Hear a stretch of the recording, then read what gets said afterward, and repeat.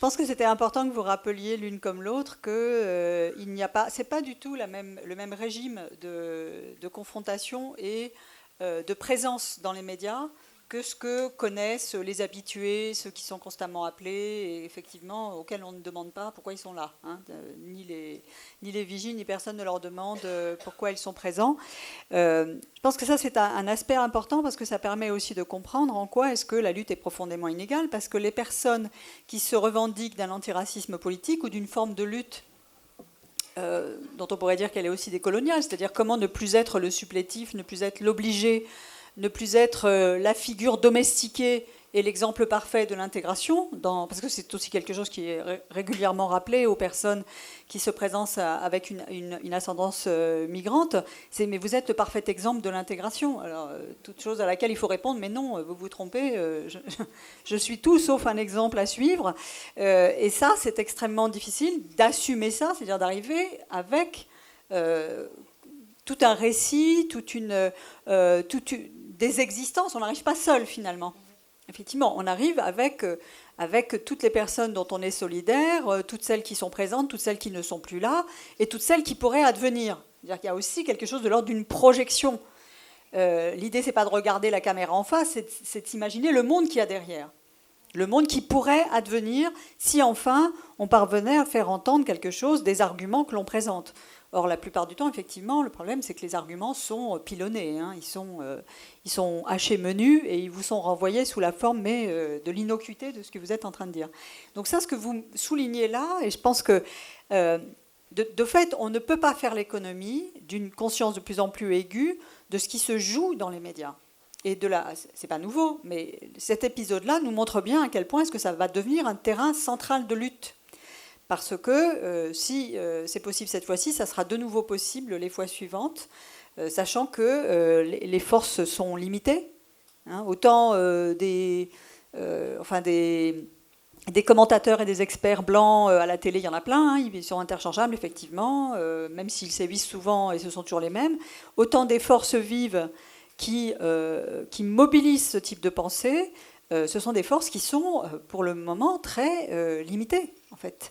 Qui parvient, alors justement parce qu'on préfère avoir des personnes qui ont un français qui est syntaxiquement faux, hein, c'est quand même plus intéressant du point de vue de l'attractivité télévisuelle, et qu'on ne va pas apporter... Ça permet d'altériser. Oui, voilà. D'altériser complètement les personnes. C'est pas des gens de chez nous. Vous voyez bien qu'on peut juste avoir la condescendance ou exprimer une forme de pitié, parce qu'il y a des fois où Chalgoumi, on est presque animé de pitié à son égard lorsqu'on l'entend.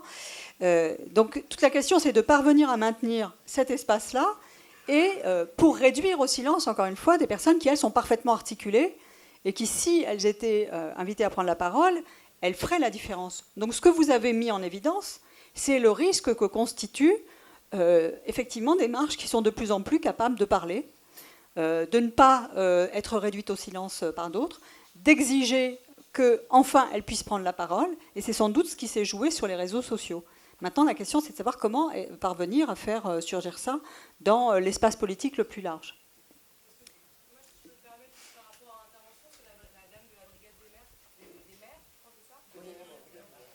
La dame de la brigade des maires. Il faut savoir qu'elle est absolument invitée partout. Il n'y a pas une émission de télé, que ce soit BFM, que ce soit iTélé, que ce soit France 2, que ce soit Des Paroles et des Actes, elle est tout le temps là. Donc elle a une fonction politique évidente. Exactement la même que celle de l'imam Chalgouni. Une petite anecdote. Je suis allée au Printemps des Républicains, vous savez, le formidable truc là, de dimanche. Elle était invitée, évidemment. Elle a parlé fort longuement en disant les mêmes imbécilités qu'on a entendues à la télé. Ça a été une hystérie d'applaudissements. Donc il faut savoir que maintenant, vous allez avoir plus particulièrement affaire à cette femme qui va représenter effectivement les indigènes. Ça va être cette femme-là qui va être dorénavant, comme l'imam Chalgouni qui est un peu grillé quand même sur le marché. Cette femme-là, parce qu'elle est mère, parce qu'elle habite Sevran, parce qu'elle est... Bon, en plus, comme on me l'a dit là tout à l'heure, comme Ouidad me l'a dit, elle est totalement drivée par Fourest et Sifawi. Elle ne vient pas de nulle part, cette femme. Elle a une histoire politique. Elle n'a pas sorti son livre du néant. Je veux dire, ça n'existe pas, ces choses-là, même dans les contes de fées. Donc, sa fonction politique va être démultipliée par le fait qu'elle est maire venant des quartiers populaires et qu'elle explique partout qu'il y a de la radicalisation à tous les étages dans les banlieues. C'est ça, sa fonction actuellement. C'est par rapport au moment radicalisation. Sa fonction à elle, c'est de dire « j'ai sauvé mes enfants de la radicalisation », mais les banlieues, aujourd'hui, c'est la radicalisation islamiste à tous les niveaux. C'est un autre moment que l'imam Chalgouni, c'est ce moment-là. C'est tout ce que je voulais dire. Merci. C'est sur les différents contrefeux. L'exemple de cette dame en est un, et il y en a eu d'autres. Et il y a ceux qui sont au plus haut sommet de l'État, c'est-à-dire l'antiracisme institutionnel. Et je pense à l'observateur mené par Clavel, je ne sais plus comment il s'appelait, Gilles, j'ai oublié son nom, la DILCRA. Donc les fronts d'opposition sont nombreux, ceux issus de la société, comme cette dame qui publie un livre, ou Chelroumi et d'autres. Et puis au-dessus, c'est cadenassé aussi, parce qu'ils ont le monopole de la parole antiraciste, de donner les bons points. Donc c'est juste à vous trois... revenir sur cette question-là, parce qu'il y a les médias d'une part, il y a les acteurs qu'on sort tels de vilains lapins, de méchants chapeaux, et puis il y a ceux qui ont le pouvoir et qui ont le pouvoir de donner cette parole, de délivrer la bonne parole de l'antiracisme.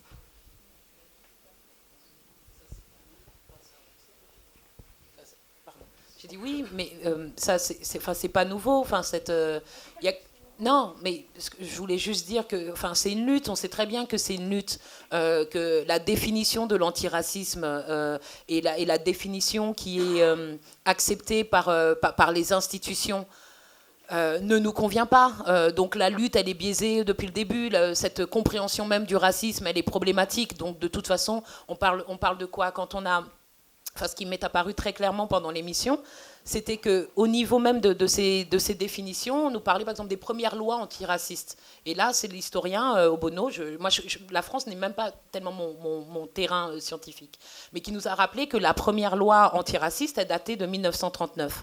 Donc, si on parle de 1939 et si on parle de cette première loi antiraciste qui gérait la question de l'antisémitisme, on voit bien que toute la tradition intellectuelle française autour de cette question de l'antiracisme, elle a émergé dans ces années 30. Donc ça veut dire que quand on parle de la question de l'antisémitisme, on parle du XXe siècle. Nous, ce qu'on vient de dire avec nos histoires, avec nos corps, c'est que cette question du racisme, elle date d'avant le XXe siècle. Donc dès le départ, on a un problème en fait. Dès le départ, on ne parle pas des mêmes choses. L'antiracisme ou l'antisémitisme, déjà qui ne date pas de 1939, mais on sait qu'à partir de 1939, on se dirigeait vraiment vers une catastrophe qui allait toucher les Juifs et aussi d'autres populations telles que les Roms, à une échelle qui était sans précédent pour ces populations-là. Mais quand on parle de 1939 et qu'on parle de la France coloniale, on est à un niveau de racisme qui n'est tout simplement pas pris en compte intellectuellement, si tout commence en 1939. Nous, on vient de territoires dont les histoires ne commencent pas en 1939. Et donc, d'emblée, on a un problème. Donc, cette lutte contre, évidemment, les médias, évidemment, mais les institutions, elle est réelle. C'est pour ça que je disais, c'est pas nouveau. C'est que la lutte, elle est dure en cela. Parce que c'est des visions du monde qui s'opposent. Voilà.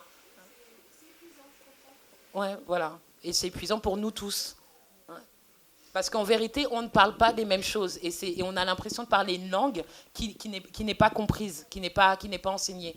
Voilà, on regarde une histoire qui n'est pas la même, on regarde des faits qui ne sont pas les mêmes. Donc vraiment, on a ce problème de communication.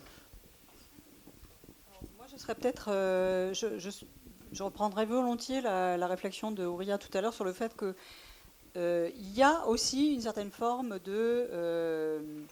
d'appréhension. On sent un vacillement, en fait, dans ce qui a été observé dans l'émission, mais qui traduit, d'une certaine manière, un champ plus vaste qui est celui de l'ensemble de la société française. Il y a un vacillement parce que la blanchité commence à être exposée. C'est-à-dire que mettre en évidence un régime de privilèges qui se fonde sur la race, mettre en évidence des mécanismes profonds de racisme qui sont des mécanismes justement de privation de droits, hein, c'est-à-dire que donc, les droits deviennent des privilèges, et à ce titre-là ne peuvent pas être accordés à tout le monde. C'est quelque chose qui aujourd'hui commence à... On sent une certaine panique effectivement face à des gens qui se disent mais peut-être que je vais bientôt être dans une mauvaise posture. Alors je vais juste prendre un exemple qui a été proposé sur le mode beaucoup ironique, qui est celui de Nadine Morano. Alors, je ne vais pas revenir sur la séquence. Ce qui m'intéresse, c'est les raisons pour lesquelles elle a été évincée de sa candidature. Pourquoi est-ce qu'on lui a refusé finalement l'investiture et pourquoi les Républicains l'ont sanctionnée? Le discours public consiste à dire qu'elle a été sanctionnée parce qu'elle a eu des propos racistes. Moi, je pense que la raison pour laquelle elle a été sanctionnée, c'est parce qu'elle a vendu les secrets de famille et qu'elle a dit « on est blancs, on est tous blancs ». Au cas où vous ne l'auriez pas su, ben moi je vous le dis, non seulement on est blanc, mais en plus de ça, on en rajoute une couche avec la chrétienté et tout le reste. Et c'est pour ça qu'elle a été sanctionnée. C'est parce qu'elle a trahi son camp.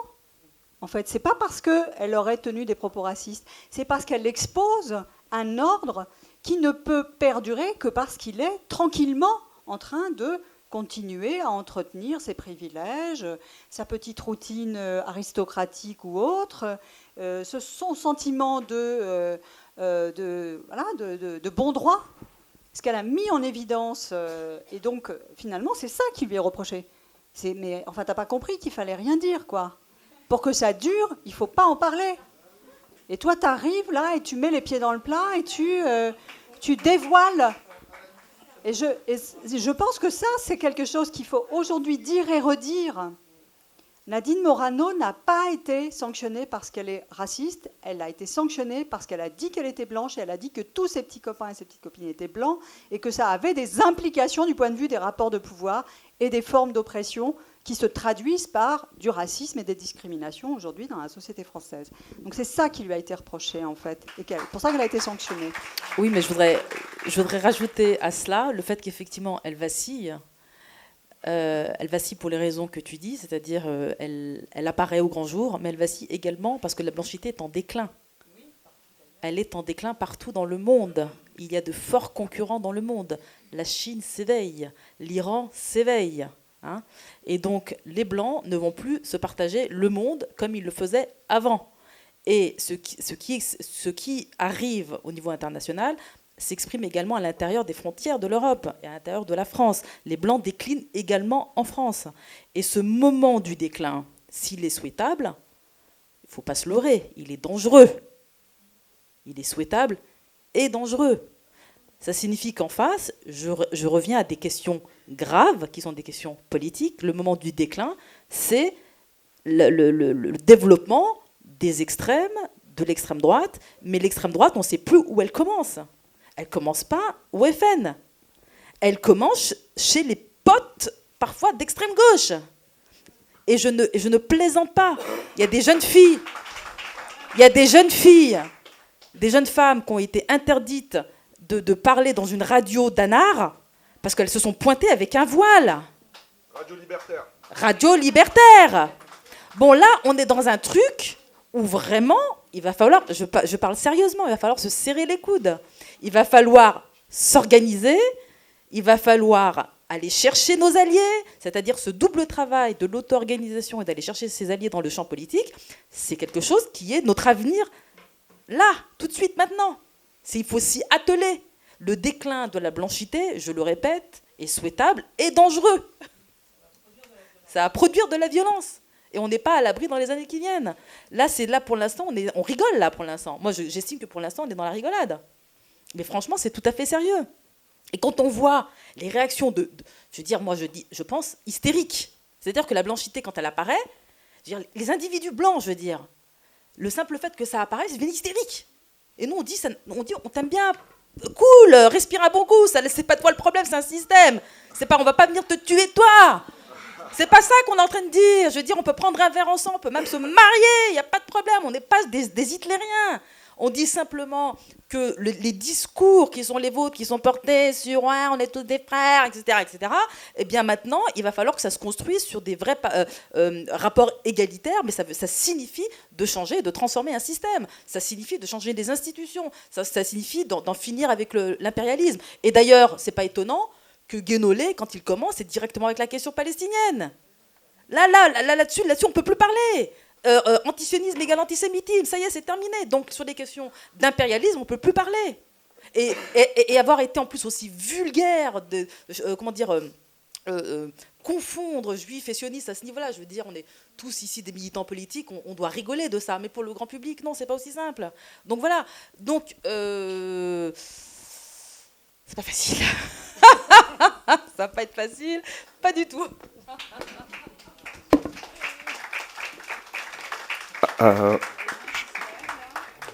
Moi, je suis là. En fait, je voulais juste dire un tout petit truc et après poser une question. Donc déjà, ouais, sur le déclin de la blanchité, ces dangers potentiels, on l'a vu hier à Bruxelles, dans on va dire, cette descente organisée ou pas sur la place de la Bourse. Là, je suis un peu secoué par ce que vous venez de dire. Donc, du coup, j'ai oublié les 3/4 de ce que j'avais l'intention de dire. Faut pas craquer maintenant, pas dès maintenant. Non, surtout pas. Faut pas craquer, faut pas craquer. J'ai mes questions. Alors, je me souviens de mes questions. Ça s'adresse à Auria, déjà, une question un peu personnelle, parce que je regarde l'émission de Tadei depuis pas mal d'années. Sauf que dans la dernière version, là, les derniers mois, franchement, j'ai complètement décroché face à ce robinet d'eau tiède. Et là, enfin, on a retrouvé une émission où il y avait une vraie confrontation d'idées. Et vous, personnellement, vous participez assez régulièrement. Enfin, toi, personnellement, tu participais assez régulièrement à l'émission, je sais pas, en 2011 ou je sais pas quelle année. Mais là, ça faisait quand même plusieurs années où c'était beaucoup plus rare. Et de la même manière, d'autres personnes, comme Alain Soral, comme Dieudonné, qu'on partage leurs idées ou pas, j'en ai rien à foutre, mais ont aussi disparu des radars comme Michel Collomb, comme bref, tout un tas de personnes qui justement apportaient une vraie opposition idéologique. Et là, en fait, la question c'est pourquoi, en fait, justement, comment tu expliques que tu aies été invité dans cette émission à ce moment-là. Et voilà ce que je voulais dire. Maintenant, je viens de m'en souvenir. C'est que j'ai eu l'impression d'assister à une sorte de ratonnade, on va dire, ou de râteau-noirade, je ne sais pas si ça existe le mot, symbolique. C'est-à-dire que vous représentiez quelque chose qu'on avait envie de lyncher publiquement. Et donc, on vous a invité pour ça. Et pour moi, vous avez eu tout à fait raison d'accepter et de venir porter justement l'opposition fièrement, je dirais. Mais comment ma question, c'est comment vous analysez cette invitation et la fin de ma question, c'est et après, c'est-à-dire comment on peut continuer, comment votre propos peut continuer à exister médiatiquement sur les grands médias, étant donné que justement le lynchage qui a continué, par exemple, dans Marianne. Bah, Marianne fait son boulot. Pour ma part, je ne fais pas partie de ceux qui regrettent que Soral ne soit plus invité, en ce qui me concerne. Oui, c'est la fête et je ne veux pas le regretter. En ce qui concerne ma propre invitation, je ne pense même pas qu'il faille chercher dans l'équipe de Tadei une malice autre que celle qui existe déjà. C'est-à-dire que je comprends qu'eux-mêmes, qu'ils organisent les débats de telle manière à ce qu'il y ait de toute façon un déséquilibre en notre faveur, mais ça on le sait, c'est là. Mais plus que ça, non, je pense qu'il y a eu la sortie de mon bouquin. Voilà, il y a eu quelque temps avant la marche de la dignité. C'était un sujet sur le racisme. Et puis il ne faut pas oublier, je veux dire, ils ont aussi ils savent, eux, qu'ils ont besoin de faire du buzz. Je veux dire, il y a un truc qui est banalement économique. Je veux dire, l'émission, beaucoup de gens nous ont dit, si on n'avait pas été là, l'émission n'existait pas. Ben, c'est évident. Ça aurait été un robinet d'eau tiède. D'accord ? Qui a fait exister l'émission ? C'est nous. Donc eux, ils sont quand même suffisamment intelligents pour le savoir et suffisamment intelligents ensuite pour se couvrir et mettre directement en ligne le morceau de Guénolé pour dire, attention, on leur a donné la parole, mais notre camp, c'est celui-ci quand même. Donc Voilà. C'était quoi l'autre question? Et après? Ben, je crois qu'on... J'ai pas arrêté de le dire depuis tout à l'heure. Ben, le après, on le construit ensemble. Je veux dire, il n'y a personne qui... On n'a pas des recettes. Hein. Je parle médiatiquement. C'est-à-dire que là, c'était une émission, on va dire, un peu grand public par rapport à d'autres médias plus confidentiels. Une émission comme ça, il y a bien sûr plein de gens qui, voilà, qui vont apprécier, à qui ça donne l'envie de militer, etc. Et on va dire les grands médias, là je parle un peu caricaturalement, mais les grands médias auront peut-être l'envie justement de remuseler à nouveau, par exemple, Nouria, déjà, et on sait très bien que pour diffuser des idées, il faut être médiatisé. Je sais pas si c'est... C'est-à-dire que honnêtement, on ne compte pas simplement sur les médias pour faire la promotion de ce que nous sommes. On existe, en ce qui nous concerne, nous, aux Indigènes de la République, on existe depuis 11 ans. On existe par nous-mêmes. Alors si parfois, de temps en temps, il y a un coup de pouce des médias, c'est très bien. S'il y a des polémiques sur nous, c'est toujours très bien, en réalité. Jusqu'à quel point, je ne sais pas, parce que c'est dangereux. Ces polémiques, si on n'a pas l'occasion d'y répondre, en général, on y répond à d'autres manières et on arrive toujours plus ou moins à neutraliser à peu près les attaques contre nous. Je dis à peu près, ça nous laisse la possibilité de continuer à militer. Ça ne veut pas dire qu'on neutralise complètement, c'est faux, mais on existe en fait. On existe, on agit, on existe, on fait notre taf. Mais pour l'avenir, c'est un... Il manquait des grandes figures qui puissent relayer ce message. Ah oui, mais les grandes figures, c'est dans la société. Mais comment faire en sorte... Moi, non, mais moi, je vous... Devant la caméra, mais je vais vous dire, moi, j'ai des gens qui m'écrivent en privé, qui me disent, des personnalités, des universitaires, qui m'écrivent et qui me disent, ton bouquin est formidable, je l'ai lu, bon. Mais par contre, je peux rien dire. Non, je leur dis, mais faites une recension, pas de réponse. Voilà. Mais c'est-à-dire qu'il y a aussi une terreur publique. Les gens sont terrorisés, je veux dire, même au niveau des universitaires, au niveau des hommes et des femmes politiques, tout le monde est terrorisé. C'est-à-dire que quelqu'un qui dirait simplement son point de vue sur nous, qui ne soit pas une critique radicale, mais qui dirait ils ont le droit d'exister, je ne suis pas d'accord avec tout ce qu'ils disent, mais on ne leur demande pas tant, je ne suis pas d'accord avec ce qu'ils disent, mais même ça, ils ne sont pas capables de le faire. Il y a vraiment un climat de terreur politique. Ça, il faut le savoir. Je pense que les modes d'organisation, c'est aussi, et c'est ce qui traduit peut-être la salle face à laquelle nous nous trouvons aujourd'hui, c'est qu'en fait, vous avez déjà une forme de conscience et de vigilance que vous exercez. Vous n'avez pas besoin d'être mobilisé plus que ça. Mais par contre, la question de l'organisation, elle vient juste après, et elle est absolument indispensable. Aujourd'hui, ça veut dire qu'il y a des personnes qui ont aiguisé un regard sur leur environnement, qui savent repérer les pratiques racistes et qui ne ferment plus les yeux. Et ça, d'un point de vue ordinaire, c'est absolument vital. Et c'est à partir de cela que l'on s'organise. C'est à partir du moment où on a compris qu'il y avait des choses qui se passaient dans notre champ visuel habituel, dans notre environnement le plus immédiat, et qu'on n'accepte plus, que la question de l'organisation va à un moment donné être résolue d'emblée. C'est-à-dire absolument qu'il faut passer au niveau de l'organisation. Maintenant qu'il y ait des personnes... qu'il y ait pignon sur rue, qu'il y ait une audience, qu'il y ait une respectabilité, et qui soit estimable par ailleurs, après tout. On peut imaginer qu'y compris parmi celles qui se taisent, elles puissent être estimables. Qu'elles ne veuillent pas aller plus loin, je crois qu'il y a deux choses qui se jouent là. Il y a le fait que d'une part, elles ont beaucoup à perdre, et ça, qu'elles le veuillent ou non, ce sont des arbitrages qu'elles opèrent dans leur fort intérieur, et qu'elles résolvent comme tu le décris. Et d'autre part, elles ont compris effectivement qu'il n'y a qu'une seule manière aujourd'hui de s'organiser, c'est de sortir de l'ensemble des dispositifs, des formes de l'appareil d'État, y compris des formes de la démocratie telle qu'elle se joue contre en fait une grande partie de la population. Et elles ne sont sans doute pas prêtes en fait à franchir ce pas parce qu'il va falloir qu'elles s'en prennent à toutes les loyautés qu'elles ont bâties tout au long de leur existence. C'est un enjeu existentiel aujourd'hui. L'engagement, c'est pas juste, jusqu'à présent j'étais de ce côté-là, mais finalement je vais peut-être me déplacer un peu plus par là. Non, ce sont des revirements existentiels massifs. C'est des révisions déchirantes. C'est s'apercevoir que on a eu tort pendant très longtemps sur plein de choses, ou qu'on n'a pas vu, ou qu'on n'a pas voulu voir. Et ça, ce sont des choses qui sont douloureuses à faire.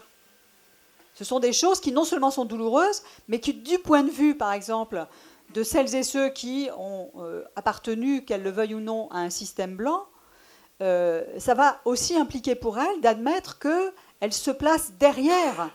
C'est ce que tu disais tout à l'heure, hein, Maboula, en disant « mais c'est mon corps qui parle ». Donc les personnes qui, à un moment donné, vont vouloir lutter contre le racisme vont devoir se placer derrière celles et ceux qui vivent le racisme, qui l'éprouvent dans leur corps depuis des décennies. Et ça aussi, ça demande beaucoup d'abnégation. Hein, c'est pas seulement j'admets que j'ai des privilèges et je veux tout faire pour les abandonner, même si je continuerai à en bénéficier parce qu'on sait comment le système fonctionne. Mais ça veut dire que je me placerai derrière. Je ne serai pas un porte-parole, je ne serai pas la voix d'eux. Je vais être derrière et silencieux et silencieuse. Ça, c'est vraiment un choix extrêmement difficile à faire pour beaucoup de personnes. Une question un peu commentée en fait de ma part. Pour moi, en fait, ce qui peut-être pose vraiment problème aujourd'hui, c'est pas la question de l'antiracisme. C'est pas une question en fait qui tombe souvent malheureusement dans un culturalisme insoutenable. Je pense qu'aujourd'hui, les ennemis pour les gens qui sont dans les marges, qui sont dans l'exclusion, qui sont dans les banlieues, c'est pas un Éric Zemmour ou bien une Fourest ou bien quelqu'un qui ne va dire en réalité que les mots de la guerre, qui ne va exprimer que le fait vécu par ces populations. Au contraire, peut-être qu'il est en train juste de participer activement à la mise en place de cette conscience qui se met en place et qui répond, mais qui répond avec quelque chose à laquelle on veut toujours éviter le débat autour de cette chose, qui est aujourd'hui l'islam. La question qui se pose aujourd'hui, c'est que nous, par exemple, nous, quand je dis nous, des gens qui portent en fait cette idée, mais qui reste encore floue, cette idée de il faut défendre les banlieues, il faut défendre les misérables, il faut agir par la question de classe, il faut rester vraiment dans la question marxiste, mais en même temps, la question de la conscience, la question de l'hégémonie, la question de la culture, on n'en parle pas. Comment rassembler ces marges? Et on assiste réellement aujourd'hui à un fait qui est frappant, qui est que les gens dans les marges se rassemblent autour d'un discours, et qu'on a honte de le dire.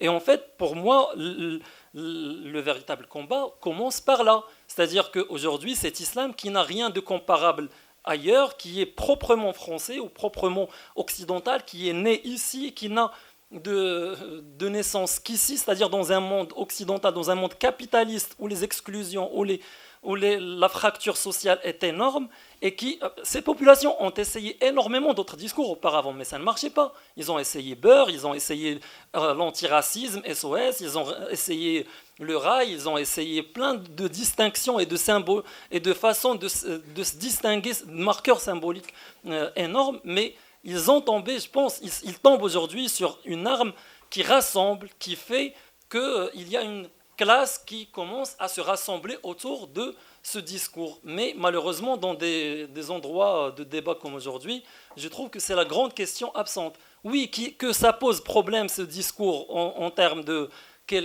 certaines valeurs, oui, mais il faut qu'on en parle. Il faut peut-être se rassembler pour débattre autour de ce discours avant de toute autre chose. Merci. Juste une précision.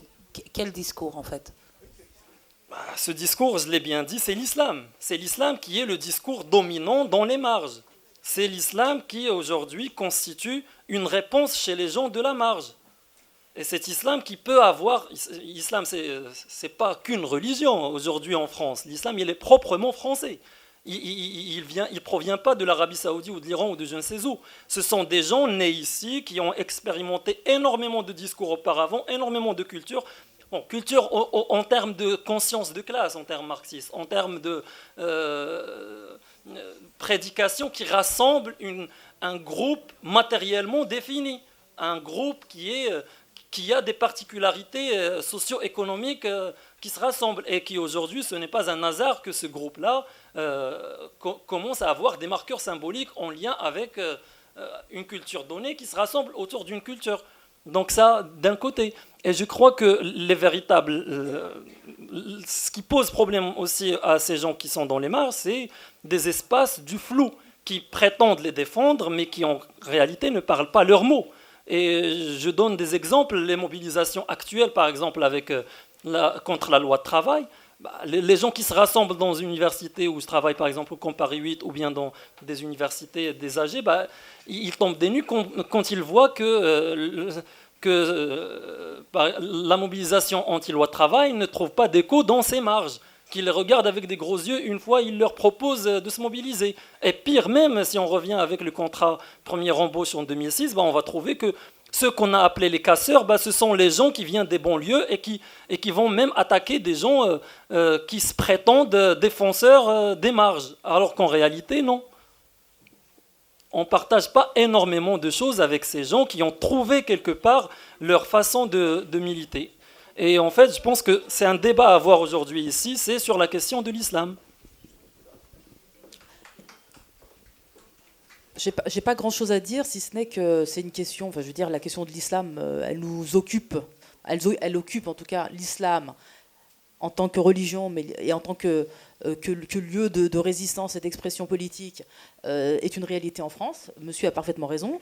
L'islamophobie est une réalité en France, et monsieur a parfaitement raison, et on s'occupe de cette question. Simplement, il est vrai, vous ne pouvez pas nous faire le reproche, parce qu'en fait, ça n'est pas l'objet de la rencontre d'aujourd'hui. La rencontre d'aujourd'hui, c'était l'émission qui a mis en avant l'antiracisme moral de nos adversaires, et nous qui n'étions pas... sûrement que moi j'étais identifiée comme arabo-musulmane et c'est très bien, toi évidemment comme noire, mais la question de l'islam en tant que telle n'était pas la question centrale de ce débat. Donc c'est la raison pour laquelle on n'en parle pas ici, on n'essaye pas de l'éluder ni quoi que ce soit, on peut parfaitement en parler dans les termes effectivement que vous avez soulevés, parce que effectivement dans les mobilisations actuelles, nous on se rend bien compte que dans les milieux d'extrême gauche, on regrette toujours, c'est ce que je disais tout à l'heure, on regrette que les gens des quartiers, que les musulmans ne soient pas présents, mais on le répète, ils ne sont pas présents parce que cette gauche radicale, elle est même islamophobe. Donc voilà, c'est le serpent qui se mord la queue. Mais ça ne veut pas dire que la question que pose monsieur n'est pas fondamentale, ça n'est juste pas l'objet de ce débat. Il y a une boîte qui est en train de circuler à vos poches.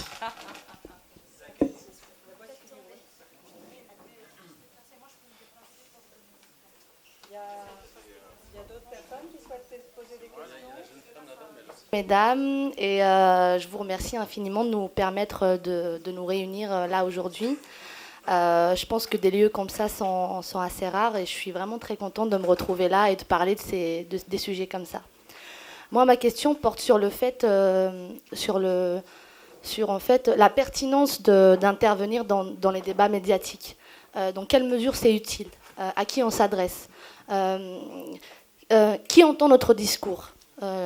Et moi, la question qui me préoccupe, comment ne pas, comment faire le lien aussi avec ceux d'entre nous qui sommes les plus pauvres, les classes les plus pauvres, et comment ne pas perdre le lien. Je veux dire, comment assurer un débat dans la sphère politique, dans la sphère médiatique, mais comment faire aussi pour ne pas se perdre là-dedans, pour toujours garder le lien avec ceux d'entre nous qui sommes les plus touchés par la pauvreté, par le racisme. Voilà, donc comment faire le lien entre ces deux-là, à votre avis? Je sais pas. Sur la base de ce que j'ai compris, donc le premier point, la question de l'utilité. Voilà, l'utilité de...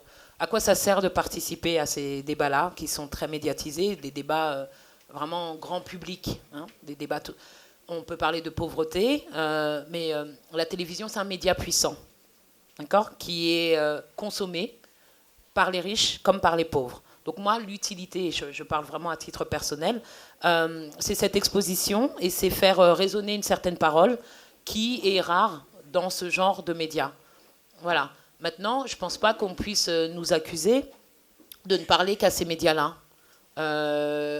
Pour ma part, je peux parler à Ce Soir ou Jamais, comme je peux parler à des collégiens. Il y a une prof, une responsable de CDI très active d'Aulnay-sous-Bois qui est dans la salle. Voilà. Non, mais c'est pas, je me défends pas. Je dis juste qu'on peut parler partout. On peut parler partout, on parle plusieurs langues, on peut parler à des populations différentes, à des classes sociales différentes, à des gens d'âge différents, et on le fait, on est tout terrain. Voilà. Mais je pense qu'il y a quand même une utilité à se faire entendre chez les puissants. Parce que justement, quand on est dans un, je sais pas moi, dans un collège, quand on est dans un quartier ou quand on est dans un gymnase, on n'atteint que les populations qui sont là au moment présent. Comme aujourd'hui, on est en train de se parler. Et évidemment, il y a un film qui sera sûrement diffusé plus tard. Mais pour l'instant, là, aujourd'hui, lundi, je ne parle qu'à vous. D'accord ? Quand je parle à la télévision, ben, je parle à toute la France. Et je peux même parler, au monde entier. Voilà, c'est ça l'utilité. Et je pense qu'il est important d'aller partout. D'aller partout. Partout. Voilà. Et c'est tout. Je sais pas, Auria. En fait, j'ai répondu à la question dès le départ en disant que on connaît le dispositif de ces émissions. On sait qu'elles ne travaillent pas pour nous. Si on y va et qu'on perd le combat, c'est de notre faute. C'est tout. Donc on prend nos responsabilités. Et si je suis KO, je suis KO. Et ça serait bien fait pour moi. Là, en l'occurrence, j'ai le sentiment, la preuve, vous êtes là, on a le sentiment qu'on a fait quelque chose. C'est ça, on a fait quelque chose et il faut en prendre acte. Effectivement, ce quelque chose qui correspond à 1h30 d'émission ne nous permet pas d'organiser la banlieue pauvre. Non. Et ce serait comment dire, je veux dire, à moins de penser qu'on est des magiciennes, je vois vraiment pas, c'est absolument pas notre ambition quand on va à la télé. Notre ambition à la télé, c'est de confronter un discours hégémonique. Et c'est déjà énorme. Et on en paye suffisamment le coût. Le reste, c'est de la responsabilité de tout un chacun. Les pauvres, ou ceux qui sont délaissés dans les banlieues, c'est de la responsabilité de ceux qui veulent ou pas s'organiser. Moi, je suis organisée depuis 11 ans, et j'estime faire ma part. Si on n'y arrive pas, on doit sûrement se remettre en question sur un tas de choses, mais ne jamais perdre de vue qu'on a devant nous un système, et que nous, indigènes de la République, pour le dire très très clairement, on n'est jamais invité par les associations locales. Parce que les associations locales, elles sont elles-mêmes financées. Et qui dit financer dit avoir un filet à la patte. Et qui a un filet à la patte ne peut pas inviter les indigènes de la République. Donc on est bien face à un système qui nous empêche nous-mêmes de rencontrer un peuple, des gens qui, a priori, apprécient globalement ce qu'on raconte, et on le sait depuis une dizaine d'années. Alors, par ailleurs, on est extrêmement critiqués partout. Je veux dire, on a à boire et à manger, des gens qui nous aiment beaucoup, et des gens qui nous critiquent beaucoup, mais dans les quartiers, il y aurait beaucoup d'associations qui aimeraient nous inviter, et qui ne le font pas, parce que les associations qui ont des financements publics ne peuvent pas se permettre de nous inviter, parce qu'elles sont menacées par le retrait de ces subventions. Ça veut dire que le politique, il est contrôlé dans les banlieues. Donc ça n'est pas à cause de nous, c'est à cause d'un système. Et on fait ce qu'on peut. Et la responsabilité de l'organisation, elle repose sur tous ceux qui sont dans cette salle. Voilà. Là, je pense qu'il y a effectivement un enjeu qui est très important, c'est de savoir que aller à la télévision, c'est s'adresser à un certain type de public, et savoir exactement que c'est un exercice qui a ses limites, parce qu'il est cadré par d'autres. On n'a pas la maîtrise de ce que l'on fait lorsqu'on va à la télé. Je me permets d'en parler parce que j'ai eu quelques expériences qui n'ont pas été aussi décisives d'ailleurs que celle-là. Je trouve ce sera intéressant après de faire la cartographie de toutes les fois où quelqu'un va à la télé, qu'est-ce que ça produit comme effet, en quoi est-ce que ça constitue justement une forme de vacillement, ou en quoi est-ce que ça constitue un révélateur ou pas. Et il y a des fois effectivement où ça ne produit rien. Voilà, on y est allé pour rien. C'est un coup, c'est une tentative qui avorte. Mais ça ne dispense pas, et encore une fois, je crois que ce serait se méprendre que d'imaginer qu'aller à la télé, c'est une réponse qui va permettre de résoudre tous les enjeux face auxquels nous sommes confrontés. C'est inévitable. C'est une nécessité, y compris d'ailleurs pour parvenir parfois à ouvrir des brèches dans les dispositifs dans lesquels on est positionné, parce qu'on a la maîtrise d'à peu près de rien. Mais ça ne dispense pas de faire un travail partout là où nous nous trouvons, Moi, je le fais à l'université, face à des étudiants qui sont des étudiants travailleurs, qui sont d'ascendance migrante et coloniale, ou qui sont blancs dans des situations de déclassement. Je considère que là, j'ai un travail à faire, effectivement, qui est un travail de fond. Et c'est le travail auquel je me consacre le plus. D'une certaine manière, je ne me consacre pas, même si les émissions de télé, effectivement, nous requièrent avant, pendant et après. Il y a un véritable effort à faire sur soi pour les assumer, parce que ça n'est absolument pas plaisant. Même si ça dure que 5 minutes, c'est toujours quelque chose qui vous remue au plus profond de vous-même. C'est-à-dire qu'il ne va pas avec plaisir. Non, tout à fait. Alors que je peux avoir beaucoup plus de plaisir à assumer des cours avec des étudiants dont je sais que les travaux que je vais leur présenter, les théories que je vais leur proposer vont résonner chez elles et chez eux. Ça, c'est un travail de fond. Et le monde derrière lequel se trouvent justement les universités où j'enseigne, c'est un monde où effectivement la précarité, le sentiment d'avoir été abandonné, des formes de misère et de pauvreté que je ne vois pas forcément, mais dont je sens qu'elles sont là, il est bien présent. Et ça, c'est pas quelque chose dont je fais abstraction. Tous les gens qui aujourd'hui ont cette histoire et se retrouvent dans ces positions-là, enfin, je l'espère, peut-être que je généralise un peu hâtivement, je pense qu'ils n'oublient pas, effectivement, voilà, quel est ce monde qui bruisse derrière ce que nous faisons de façon quotidienne, régulière, avec une certaine forme de persévérance. Et puis, il y a les moments anecdotiques, finalement, mais pas tant que ça, on essaie de ne pas les rendre anecdotiques, où on se retrouve sur un plateau télé ou derrière un micro à la radio. Mais il y a un lien étroit, il y a un lien absolument organique entre ces différentes scènes. Et c'est ça qu'il faut maintenir à tout prix. Bonjour.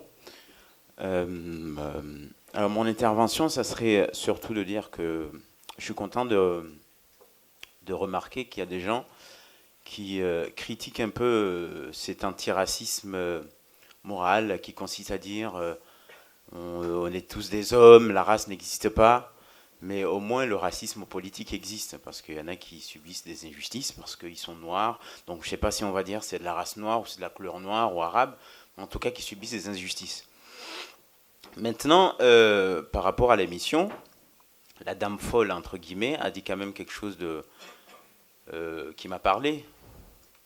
C'est-à-dire qu'il y a aussi, et là, je pense qu'il faudrait ne pas sous-estimer ça, ce racisme entre les communautés qui subissent le racisme politique. Oui, effectivement, parce que ce racisme-là provoque quelques violences aussi, ce racisme-là. Aujourd'hui, je suis content de vous voir là, vous deux, et voir des Noirs et des Arabes ici lutter pour ce racisme politique, mais on a du mal à s'unir parce que, moi par exemple, il y a une prolongation d'un racisme que je vois au Maghreb qui fait qu'aujourd'hui, j'ai quand même du mal à m'associer avec des Arabes parce que je me dis, il y a quand même quelques dénigrements qu'on ressent, qu'on voit tous les jours. Et on ne peut pas mettre ça sous couvert et dire non, ça n'est pas important, ça n'a pas de sens. C'est important, là, c'est important ça aussi. Voilà. Non, mais la question de monsieur est pertinente. La question de monsieur est pertinente parce que là, on ne parle pas de racisme anti-blanc qui n'existe pas, mais on parle des racismes intercommunautaires. On les constate et vous avez parfaitement raison. Donc là, les nier, ce serait vraiment être en dessous de la réalité. Bien entendu. Attendez, j'ai pas terminé. Ça n'a pas. Il y a le racisme. Non, mais on va parler calmement. Il n'y a aucune raison de se prendre la tête. Franchement, c'est pas. Le racisme d'État structure les relations entre nous, mais ça ne veut pas dire qu'il ne nous traverse pas et qu'il ne va pas jusqu'en bas. Aujourd'hui, dans beaucoup d'endroits en banlieue, ceux qui sont le plus en bas, c'est les Roms. Et qui est contre les Roms? Des Noirs et des Arabes. Bon, ça, c'est une réalité. Alors, si on n'est pas capable de voir ça, si on n'est pas capable de le combattre, c'est qu'on n'est pas capable de bâtir nos alliances. Donc, nos alliances, elles doivent se faire sur une base absolument transparente. Oui, les Arabes sont racistes envers les Noirs. Parce que, hiérarchiquement, c'est pas moi qui décide. C'est comme ça, c'est un système qui est hiérarchisé au niveau mondial. Et là, encore une fois, il ne s'agit pas de pointer les individus. Et il y a une prolongation d'histoire. Et il y a une prolongation de l'histoire. Il y a tout ça. Il y a ce système hiérarchique et les Noirs, entre eux, et il y a des racismes entre les Antillais et ceux qui viennent d'Afrique. Donc personne n'est exempt. Donc là, ce n'est pas pour dire qu'il y a des gens qui sont méchants et des gens qui ne sont pas méchants. On n'est pas exempt, ni vous ni moi. Donc effectivement, il s'agit aujourd'hui d'abord de le dire et de réfléchir stratégiquement à comment on fait. Alors, nous, aux indigènes de la République, et je parle de nous, on a déjà réfléchi à la question, on a déjà confronté cette question avec les associations noires, dont la BAN par exemple, mais pas que. Il nous apparaît qu'il y a une nécessité à reconnaître l'autonomie de la négrophobie, l'autonomie de la romophobie, l'autonomie de l'islamophobie, qui effectivement appartiennent à une logique d'ensemble qui est le racisme colonial, mais qui pour autant ne sont pas complètement superposables, et l'État nous distingue même dans la manière dont il nous traite. Bien. Par ailleurs, il y a les conflits interraciaux. Donc, à partir de là, s'il y a une sortie stratégique, c'est de reconnaître et même d'encourager l'auto-organisation des Noirs, c'est-à-dire l'idée qu'on soit un tous ensemble, Noirs, Arabes, Roms, c'est pas vrai, d'emblée. Il faut construire nos espaces contre la négrophobie, contre la romophobie, contre l'islamophobie, et se rejoindre sur des questions qui nous sont communes. Les crimes policiers nous sont communs, et les Roms, et les Noirs, et les Arabo-musulmans. Donc, chacun d'entre nous, chaque communauté, lorsqu'elle lutte contre les crimes policiers, elle lutte pour elle-même. Mais en même temps, on se renforce les uns les autres. Donc là, on a intérêt à se rencontrer, comme on a intérêt à se rencontrer sur un tas d'autres questions qui nous sont communes.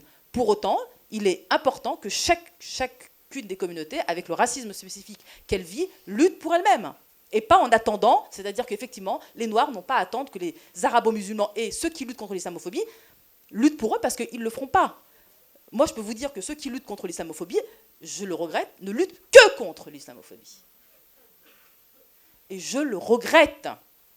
C'est précisément parce que c'est comme ça, hein, et c'est déjà pas mal. Que les musulmans luttent contre l'islamophobie, c'est déjà pas mal. Moi, déjà, quand ils se mettent en branle et qu'ils luttent, je trouve que c'est pas mal. Et chacun, à un moment donné, on se rendra compte qu'on a intérêt à se retrouver. Donc, retrouvons-nous sur nos intérêts communs. Et ensuite, la fraternité, Inch'Allah.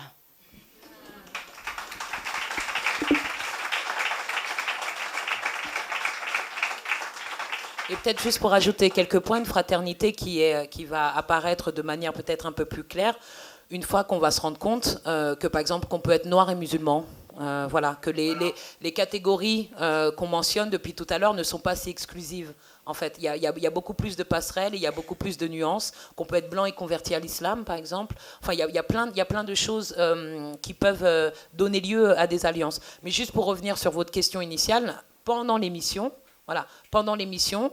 j'ai trouvé, là ça n'engage que moi, que parler de cette question des tensions, parce que de racisme, des tensions intercommunautaires, n'avait été un peu hors sujet. Voilà, c'est tout. C'est pour ça que...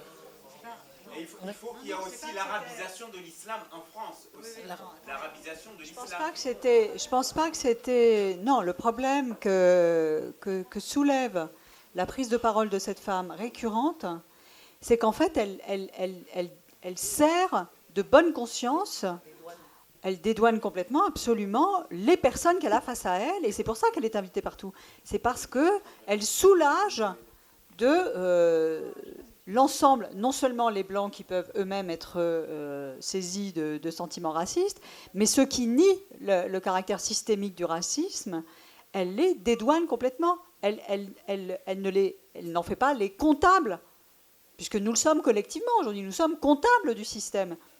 Donc soit nous assumons le fait que nous sommes comptables et que nous sommes capables de rendre compte à la fois de la façon dont le système race fonctionne, des conséquences qu'il a en termes de racisme, en termes de discrimination. Et donc ce travail-là d'éveil et de dévoilement est absolument central. Si nous ne le faisons pas, nous allons chercher quelque part à avoir bonne conscience. C'est exactement ce qu'elle parvient à produire chez les interlocuteurs qui sont sur le plateau, mais plus largement chez toutes celles et ceux qui la retweetent et que sais-je encore, moi je ne suis pas là-dedans, mais enfin j'imagine qu'effectivement elle est devenue virale. Si elle est devenue virale, c'est qu'elle sert un intérêt immédiat qui est celui de ne pas se sentir responsable, de se dédouaner de toute forme de responsabilité et de ne pas se considérer comme comptable du système qui, aujourd'hui, organise nos existences en commun. Et je crois que c'est ça qu'elle sert. Hein. C'est pour ça qu'elle est absolument redoutable.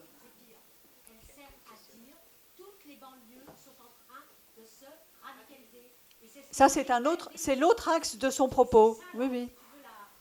Oui. Elle opère sur deux plans, c'est-à-dire qu'à la fois, parce que l'intérêt aussi, c'est d'expliquer que s'il faut lutter contre la radicalisation, il va falloir faire des dégâts racistes. Hein. Il va y avoir du dommage collatéral, voire même du dommage central. Donc, ce qu'il faut, c'est d'emblée lever l'objection raciste, puisque nous sommes habilités à faire ce que nous faisons, puisque nous luttons contre la radicalisation. C'est ce qui se passe en ce moment avec l'instauration de l'état d'urgence, avec la volonté de le constitutionnaliser, avec cette espèce de mesure complètement ahurie et hallucinée qui consiste à déchoir de la nationalité des gens qui ont déjà commis des actes, mais du coup à effectivement faire rejaillir l'ensemble de l'opprobre sur tous les gens qui sont binationaux ou qui pourraient relever de cette mesure. Il y a effectivement quelque chose de cet ordre-là, mais je pense qu'il faut aussi imaginer qu'il y a plein de gens qui ne sont pas forcément sur la problématique de la radicalisation et qui sont très contents que cette femme leur dise « mais au fond, c'est pas vous le problème. Le problème, c'est nous. » Exactement. En fait, moi, je voudrais juste revenir sur l'interaction qu'il y a eu entre vous et Thomas Guénolé pendant cette émission, et peut-être faire le lien qui ne t'avait pas semblé évident tout à l'heure, Horia, avec la question de l'islam, peut-être justement partant de ça, je pense, à mon avis, que vous n'aviez aucune chance contre Thomas Guénolé. Aucune, mais alors absolument aucune. Pas du tout pour dire que vous n'avez pas les moyens intellectuels de le confronter, bien au contraire, vous êtes bien au-dessus, hein, la question ne se pose même pas.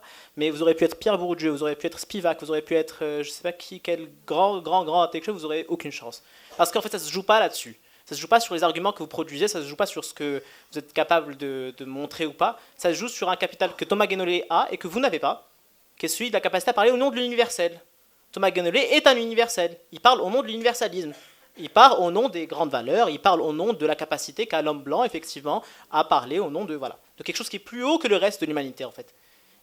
Qui est presque divin, en fait. Et en fait, ça nous permet d'arriver aux choses. Alors, c'est vrai, c'est ce que disait mon camarade tout à l'heure, en fait, qu'aujourd'hui, il y a un discours dans les banlieues qui permet d'unifier, alors en partie, et la personne qui a posé la question avant a tout à fait raison, en fait, de relever les violences qu'il y a entre les marges, en fait. Mais il y a quand même un discours qui apparaît et qui permet d'unifier, au moins en partie, qui s'appelle l'islam, effectivement. Mais en plus, cet islam, peut-être que c'est aussi une arme pour nous. Peut-être que c'est aussi une arme pour nous contre tous les universels du monde. Contre tous les universalismes, tous ceux qui sont capables de dire, nous, on dit ce qui est bon et ce qui n'est pas bon, ce qui est vrai et ce qui est faux, ce qui est fou, vous avez parlé de la folie tout à l'heure, et ce qui est sain. Peut-être que c'est ce qui nous permet, peut-être, alors ça dépend de ce qu'on en fait, d'élaborer une contre-conduite, une autre société, sans violence. C'est un moyen d'action politique, peut-être. Un que faire. Non, c'est pas qu'une fois. La religion, c'est pas qu'une fois. Il y a la foi, bien sûr, bien sûr.